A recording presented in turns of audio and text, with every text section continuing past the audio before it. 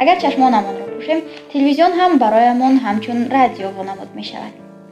رادیو صدایی است که قدرت جذب کردن انسانها را به خود دارد. سلام سرشار از مهر و محبت نثارتان بود بینندگان و مشتاقان برنامه دلانگاره ها. اینجا مهمانی داریم، ژورنالیست و راوی فعال و ورزیده رادیو تاجیکستان. یک سلام دیگر به شما مجموعه. درود، سپاس. خوش آمدید به برنامه امروز ما. لطف میکنید، فرمایید. من میخواستم در آغاز برنامه از شما سوال کرده باشم که شما چند سال سابقه کاری دارید در رادیو تاجیکستان؟ 32 سال. 32 سال. از سال 1992 قدم های اولین رو به این درگاه بسیار برایمان مقدس نهادیم. خب آن سالها وضعیت نه چندان آرام بلکه متشنج بود. مشکلات زیاد بود. شما چند ساله؟ 17. پرسیدن عیب نیست. ما هم عیناً در همین سن و سال در 17 اومدیم به رادیو.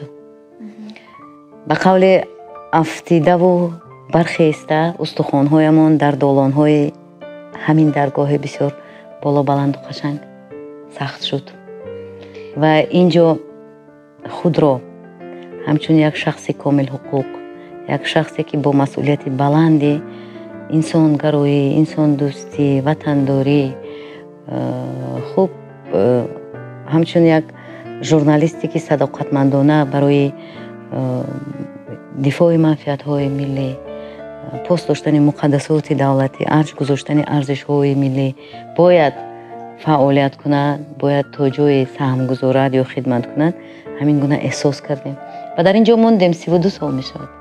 یک سال دیگر هم چنین است که یعنی شما در 32 سال زحمت و تلاش‌های زیاد کردید و برای رادیو تاجیکستان کار کردید، همچنین برای خودتان درس‌ها گرفتید. خب در عوض این همه زحمت و تلاش رادیو به شما چی داد؟ رادیو برای من باعث افتخار است.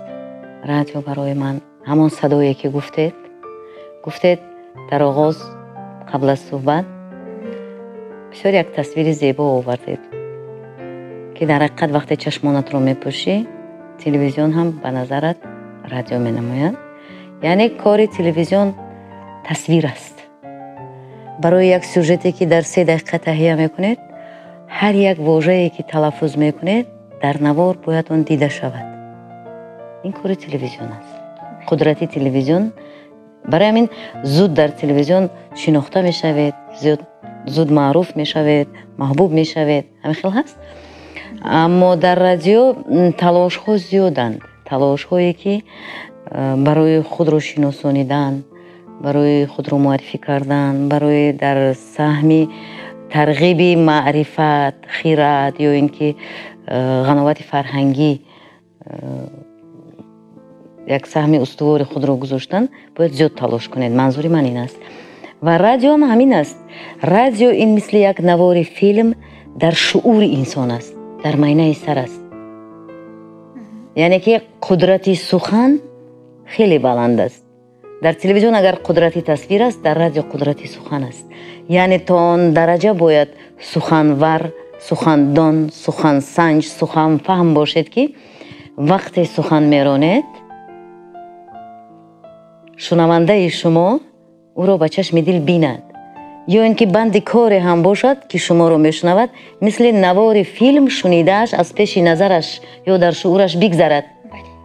قدرت سخن هم همین است. حضرت جامی میگوید سخن از عرش برین آمده است، بحر پاکان به زمین آمده است. یا جای دیگر شاعر میگه گر سخن جان نبود مرده چرا خاموش است. یعنی ما باید سخن را آن اندازه ارج گذاریم که به قول سروده های بسیار زیبای روانشاد دادینه هاشم سر به پایش می نهم هر کی سخن می پرورد. بعضی ها بر آن عقیده‌اند که کار و کارخانه و کارگاه یعنی برایشون مکانی مقدس است.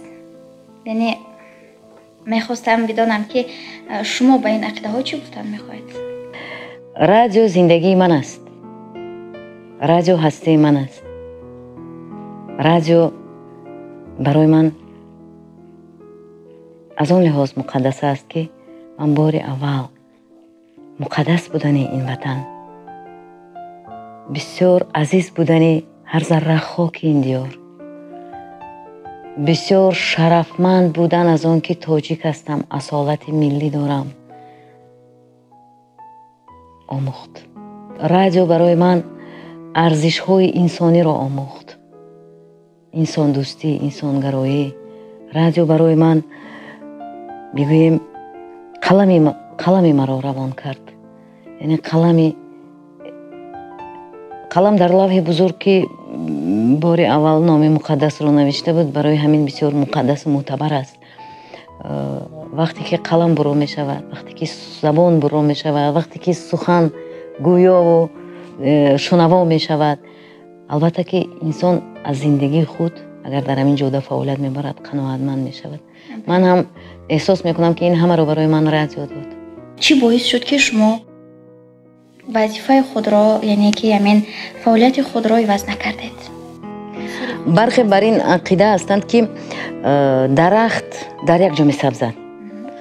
баъзеҳо мухолифи ин ақида ҳастанд ва мегӯянд ки дар дилхоҳ ҷода метавонӣ мани худатро пайдо кунӣ, худатро нишон диҳӣ, нақши дастатро гузорем. яъне ҷое ба ту писанд наомад, баробари ҳамқадами замон бош ва пеш бирав. боз ба кори дигар шурӯъ кун, дар ҷодаи дигар худро бисанҷ, яъне на ҳарос.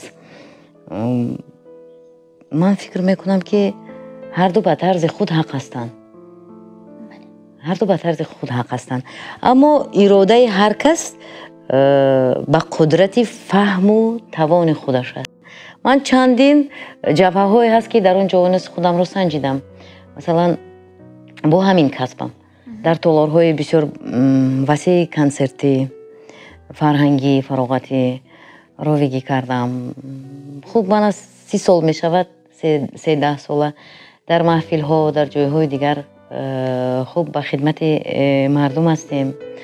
баъдан дар телевизион кор кардам, дар телевизиони Сафина кор кардам, дар шабакаи Якум кор кардам, телевизиони Тоҷикистон. дар ҳар куҷо қувваозмоӣ кардам, кӯшиш кардам ки хуб саҳми худро андакам бошад гузошта тавонам. намедонам то кадом андоза аз удааш баромадам, вале дар як ҷо намондам, дар як ҷо шах нашудам ва баргаштам ба радио, барои он ки радио барои ман азиз аст.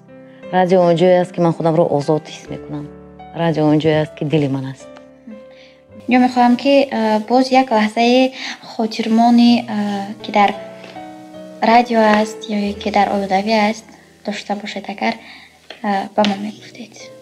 албатта лаҳзаҳои хотирмон хеле зиёданд. ҳамин студияе ки ҳоло мо қарор дорем,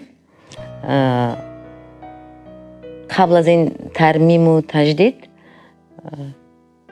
як 12 сола пеш студияи рақами 2 ном дошт, агар хато накунам. баъдан ҳамин ҷое ки ман нишастам компютер насб шудааст. инҷо микрофонҳо ва минбари дигар буд. хуб мо менишастем, ахбор мехондем. ин 4 саҳар буд. хулоса ҳаминҷа мустақим ҳаминҷа папка истодааст. ман ҳам омадаму дафтари хабарҳоё кушодаму ҳамин медонам ки саҳифаи аввалаша инҷо дар душанбе соат 4 дар мавҷ барномаи ахбор. имрӯз дар Тоҷикистон дигар ҳеҷ чиз дар хотирам нест. як вақт болои сарам навбатдори техникӣ Эмомиддин ном дорад. ҳоло ҳам кор мекунад дар бахши техникӣ дар студияи як. Саидова, бедор шавед. Сарам мебардорам. яъне хобатон бурд. хонед, давомаша хонед, ман онҷо мусиқӣ мондам, давомаша хонед. ман мегӯям чия хонам, нигоҳ мекунам папка, дафтари хабарҳо. хуб дигар намедонам аз кадом саҳифа шурӯъ кунам, чанд дақиқа ё чанд сония ман мисол вай кардам, таваққуф кардам, бале пинак рафтам, худам намедонам. ҳамин хел баъд саҳифаҳоя гардондем, охай бо узру бахшиш аз шунавандаҳо идомаи хабарро хондем, ҷамъбаст кардем. баъд баромадам гуфтам хай одам дар қадр робот набудааст, хобаш мебурдааст. خیلی لحظه هایی بودند که کار میکردیم شب و روزانه هر یک لحظه خاطرمان است همه چی در زندگی خاطرمان است. خب دوستان عزیز اینجا صحبت داشتیم با فیروزه سعید یک ژورنالیست شناخته و محبوب. اینجا میرسیم به انجام برنامه و تا برنامه های نوبتی امیدوار هستیم که شاد و پیروز میمانید. خیر.